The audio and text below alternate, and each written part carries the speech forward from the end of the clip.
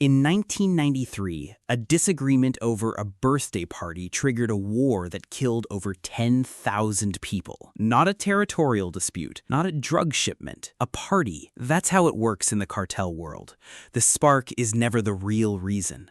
The spark is just the moment someone stops pretending. The Amezcua-Contreras brothers. In 1994, the Amezcua-Contreras brothers controlled the methamphetamine pipeline from Guadalajara to the United States.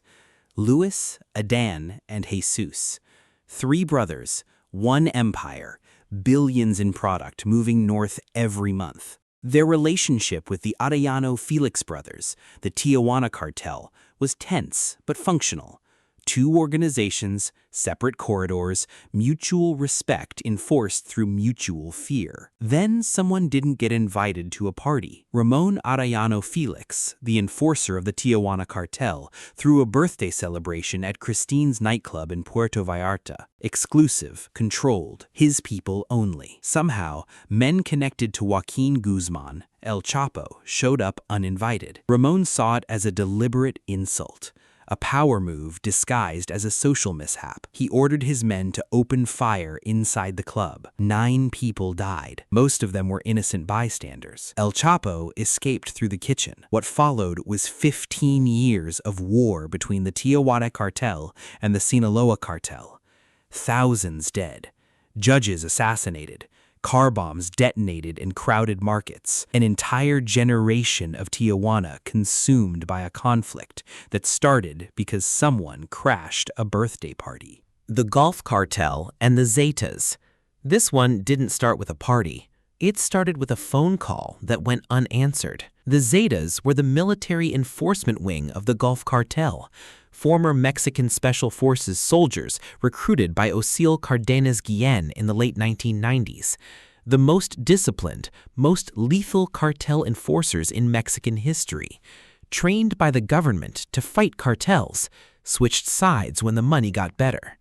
For years, the relationship worked. The Gulf Cartel supplied the product and the political connections. The Zetas supplied the violence. Clean division of labor. Then, Ocil Cardenas Guillen was extradited to the United States in 2007. Without him, the question became simple. Who was actually in charge? The Gulf Cartel leadership assumed the Zetas would continue serving them. The Zetas had a different answer. According to multiple sources, the breaking point came over a single cocaine shipment. The Gulf Cartel accused a Zeta commander of skimming product. The Zeta commander denied it. Someone made a phone call demanding accountability. The call was not returned. In 2010, the Gulf Cartel executed several Zeta members in Tamaulipas.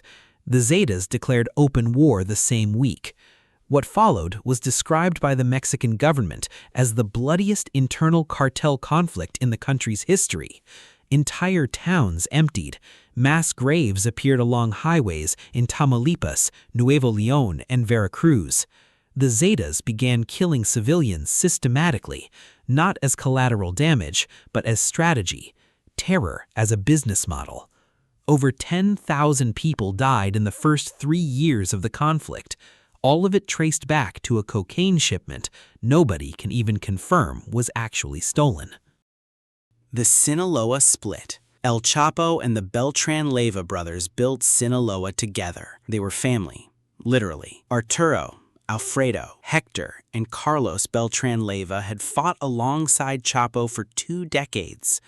They shared roots, resources, safe houses, and enemies. The split didn't start with betrayal. It started with an arrest. In January 2008, Alfredo Beltran Leyva, El Mochomo, was arrested by Mexican federal forces. A clean capture, suspiciously clean. The Beltran Leyva brothers had a theory. Chapo had given up Mochomo's location to the government in exchange for protection for his own son, who was facing arrest at the same time. Chapo denied it. Nobody could prove it either way. But the Beltran Leyva brothers had already made their decision. They severed ties with Sinaloa and formed an alliance with the Zetas, Sinaloa's most dangerous enemy. Then they started killing Chapo's people. In May 2008, gunmen murdered Edgar Guzman Lopez, El Chapo's son, outside a shopping mall in Culiacan. They fired over 500 rounds. They left grenade fragments across the parking lot. Edgar was 22 years old. The war between Sinaloa and the Beltran Leyva organization killed thousands across Sinaloa, Guerrero, and Morelos over the next 3 years. Arturo Beltran Leyva was killed in a military raid in December 2009. His body was left on display, covered in blood-soaked currency, the bills laid across his corpse by soldiers as a deliberate humiliation. The entire war, thousands dead, a cartel dynasty destroyed because of an arrest that may or may not have been a betrayal. Nobody ever confirmed it. Nobody ever will. The Barrio Azteca dispute. In 2008, 2 members of the Barrio Azteca gang, enforcers for the Juarez cartel, got into an argument at a prison in Texas. Not over territory, not over money, over a pair of shoes. One man wanted them, the other refused to hand them over. Words were exchanged. A fight broke out inside the facility. By the time both men were released and returned to Juarez, the argument had been escalated through the prison hierarchy into a formal grievance. Alliances were called in, old debts resurfaced. What started as a fight over footwear metastasized into an internal purge that left dozens of Barrio Azteca members dead on both sides of the border and destabilized the Juarez cartel's enforcement structure at the exact moment they needed it most. The opening of their war with Sinaloa. Juarez became the most violent city on earth between 2008 and 2011. Over 10,000 murders in 3 years. The shoes were never mentioned again. The lesson nobody in the cartel world ever learns.